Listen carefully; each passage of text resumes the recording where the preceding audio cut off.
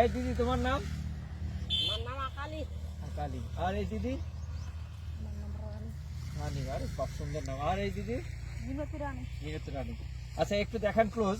আচ্ছা সম্মানিত চাষি ভাইরা দেখেন, আমাদের যে পেঁয়াজের যারা সিড প্রোডাকশন করি তাদের কিন্তু পরাগায়নের বিষয়টা অনেকেই এড়িয়ে যায় দেখে কিন্তু পরবর্তী সময়ে আমাদের সিডের কিন্তু মান ভালো হয় না। সিড কিন্তু দেখা যাচ্ছে মানে নন সিডের পরিমাণটা বেশি হয়।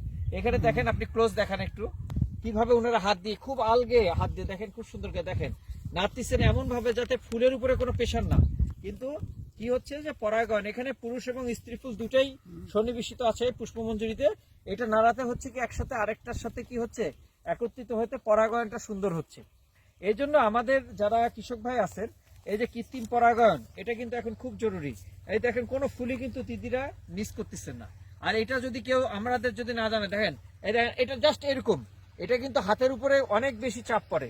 এটা মনে হচ্ছে যে দিদিদের খুব হালকা কাজ, কিন্তু হালকা কাজ না, এটা খুব হাতের উপরে চাপ পড়ে। এটা নিয়ে এরকম করে নিয়ে আরেকটা ফুলে কি করতে হবে আস্তে করে দিয়ে দিতে হবে।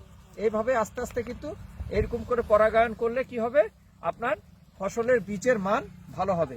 আর আমি আপনাদেরকে জানিয়ে দিই আমাদের ঠাকুরগাঁর এই বেল্ট এখন কিন্তু পেঁয়াজের যদি বাংলাদেশের সিড প্রোটেকশনের যদি অঞ্চল ধরা হয় তাহলে এই বেল্ট লাহিড়ি, বালিয়াডাঙ্গি, তারপরে হচ্ছে ভুল্লি, আটোয়ারির কিছু অংশ মিলাই কিন্তু এটা সবচেয়ে বড় বেল্টের মধ্যে একটা বেল্ট। এই দেখেন জুলফিকার ক্ষেতটা দেখেন সুন্দর করে ক্লোজ থেকে একদম ক্লোজ দেখেন যে কত সুন্দর লাগে, উপর থেকে দেখান কত সুন্দর আসলে দেখেন আল্লাহ পাকের সৃষ্টি এটা। আর দিদিদেরকে ধন্যবাদ, তোমাদের কাজে ডিস্টার্ব হয় না তো দিদি? ভালোই তো লাগেছে। দিদির বাচ্চারা কি পড়ালেখা করে? রানী দি না? তোমার বাচ্চা কি পড়ে?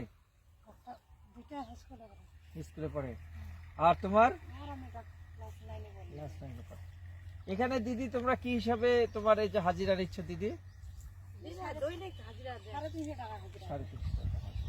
সকালে কখন আসছো দিদি? আর দাদারা কি করে তোমার হাজবেন্ড? কৃষি করে না? আচ্ছা।